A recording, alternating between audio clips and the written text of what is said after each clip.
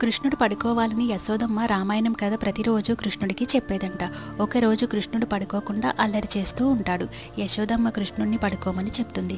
అయితే కృష్ణుడు సరే అమ్మా, అయితే ఒక కథ చెప్పు అంటాడు. ఏ కథ చెప్పాలి కృష్ణ నీకు అని ఆలోచించి, అనగనగా దశరథ మహారాజు ఉండేవాడు. ఆయనకు 4 కుమారులు. పెద్ద కొడుకు రామచంద్రమూర్తి మహాధర్మాత్ముడు అని చెప్తున్నప్పుడు కృష్ణుడు చిన్నగా కళ్ళు మూసుకుని పడుకుంటాడు. అప్పుడు యశోదమ్మ, అమ్మయ్య కృష్ణుడు చిన్నగా పడుకుంటున్నాడు అని కథ చెబుతూ ఉంటుంది. ఆ రామచంద్రమూర్తి తండ్రి మాట కోసం 14 ఏళ్ళు వనవాసానికి వెళ్ళాడు. వనవాసానికి వెళ్ళినప్పుడు సీతమ్మని దుర్మార్గుడైన రావణాసురుడు అపహరించుకుని వెళ్ళిపోయాడు అని చెప్పేలోపు కృష్ణుడు ఒక్కసారి లేచి, లక్ష్మణ ఇలా ధనస్సు పట్టుకునిరా అని అంటాడు. ఉలిక్కిపడిన యశోదాదేవి, ఏమిటి కృష్ణుడు ధనస్సు పట్టుకుని రమ్మంటున్నాడు అని అయోమయంగా చూస్తూ ఉంటుంది. వెంటనే కృష్ణుడు అమ్మ దగ్గర ఒక దొంగ నవ్వు నవ్వి, ఓహో అది రామావతారం కదా అని పడుకుంటాడు.